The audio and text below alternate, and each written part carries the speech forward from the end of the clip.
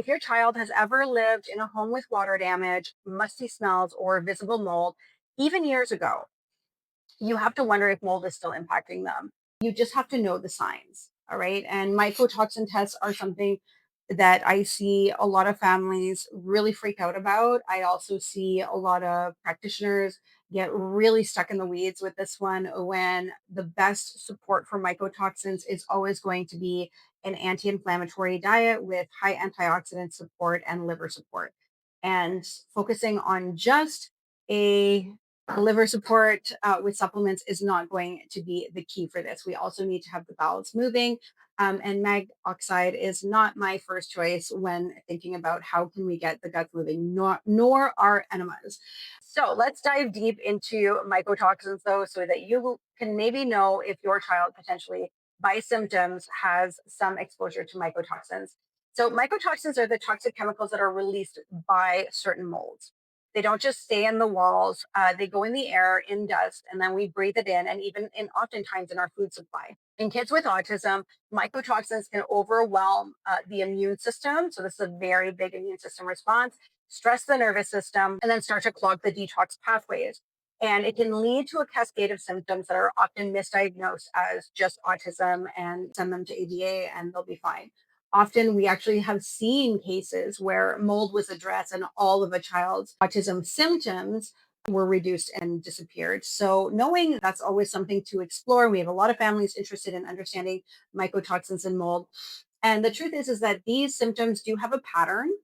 And when we see them together, mold is often the root. So we're looking at not just one of these symptoms, but we're looking at a couple of them. So if you see more than two or three of them that I'm about to share out of the five, then maybe this is a journey. Keep hitting this thing. Maybe this is a journey you want to take on. So the first symptom that we're going to, first of all, my name is Natalie Pelto, and I am the co-founder of Blue Life RX and the creator of the Blue Life Autism Program, a program that is there to help children on the spectrum go from maybe nonverbal or profound autism to get them to the highest independence that we can, which in many cases gets them completely conversational and independent, which is our ultimate goal so that we can get and benefit from the life of their dreams. Currently, we have quite a few people in our program, and it is a lifetime access program where we get to see children get to the greatest outcomes in the long term. So it's really fun. If you want to learn more about that, check the link out below for the Three Secrets webinar. So here are the five things that we want to talk about when we're thinking about mold, mycotoxin, and the impact in autism. Number one is chronic congestion and sinus issues. So I have a lot of families who will ask me about this. My child has a postnasal drip, or their nose is really leaky. Runny noses, postnasal drips, constant sniffles without clear allergies are definitely potentially a sign of mycotoxins if they're recurrent, especially if it's not just winter and seasonal allergy time, it's pretty consistent.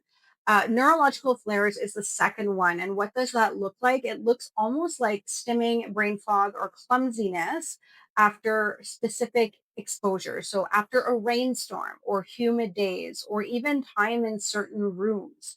And this is where evaluating your child's symptoms and understanding the language of their body and the timing.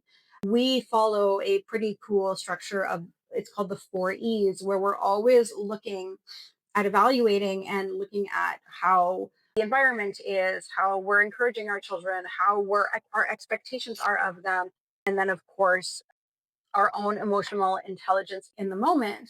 And when we see our children activate into stimming or excessive behavior, our first thing is to blame ourselves or to go into fight and flight, but that doesn't allow us to evaluate very well. So we have a really powerful evaluation system that we do in the Blue Life Autism Program, and it helps us to pinpoint that these things that are happening, these behaviors, are not flukes or one offs or things that are just triggered for no reason. No, there's always a foundational cause.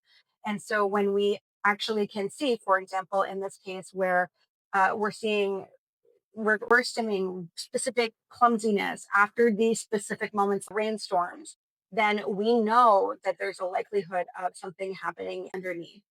The other one is unexplained skin rashes. Unlike when the liver is overburdened, it looks a little different. It can look like eczema in some cases, but in a lot of cases, it can look like hives. and then random patches that can come and go.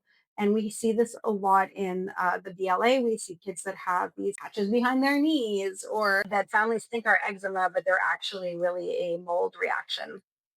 Extreme fatigue or crash days. So these looks like there are periods where the energy really just nosedives even after a good sleep. And then number five is the heightened sensory or behavioral swings. So, sudden aggression, irritability, or anxiety triggered by environmental exposures rather than an emotional event.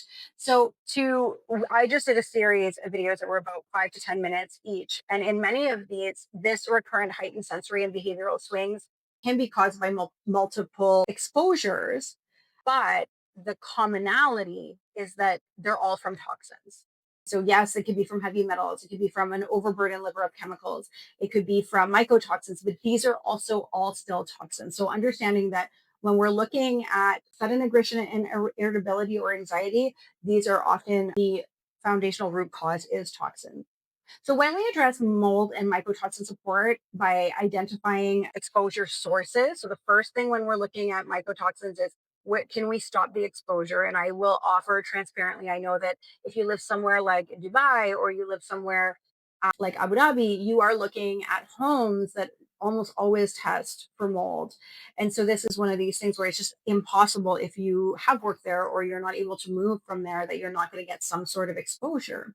And so at that point, you have to support the terrain as much as possible. But ideally, in most cases, removing the exposure is going to be really important.